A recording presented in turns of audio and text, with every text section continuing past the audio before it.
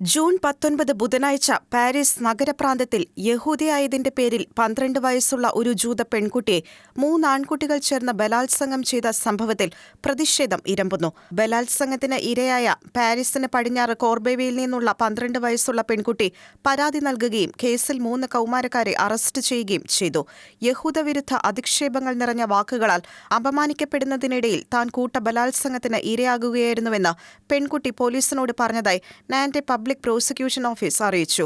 മതപരമായ വിദ്വേഷത്തിൽ നിന്നും ചെയ്ത ബലാത്സംഗം, വധഭീഷണി, ആക്രമണം തുടങ്ങിയ കുറ്റകൃത്യങ്ങൾ ചുമത്തിയാണ് അന്വേഷണം കേന്ദ്രീകരിക്കുന്നത്. ഒക്ടോബർ 7 തെക്കൻ ഇസ്രായേലിൽ ഹമാസ് തീവ്രവാദികൾ നടത്തിയ ആക്രമണത്തിന് ശേഷം ഫ്രാൻസിൽ യഹൂദവിരുദ്ധ സംഭവങ്ങൾ വർദ്ധിച്ചുവരികയാണ്. രാജ്യത്ത് വർദ്ധിക്കുന്ന യഹൂദവിരുദ്ധതയെ അപലപിച്ച് ഒരു വലിയ ജനക്കൂട്ടം പാരീസ് സിറ്റി ഹാളിന് മുന്നിൽ തടിച്ചുകൂടി പ്രതിഷേധ പ്രകടനങ്ങൾ നടത്തി.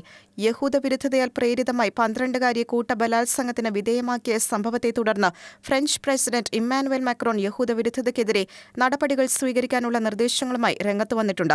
അതേസമയം വെറും 12 വയസ്സ് മാത്രമുള്ള ജൂത പെൺകുട്ടി യഹൂദവിരുദ്ധതയുടെ പേരിൽ ബലാത്സംഗത്തിന് ഇരയായിട്ടും നീതിക്കായുള്ള മുറവിളികൾ അന്താരാഷ്ട്ര സമൂഹത്തിൽ നിന്നും ഉയരാത്ത സ്ഥിതിവിശേഷങ്ങൾ തികച്ചും അപലപനീയമാണ്.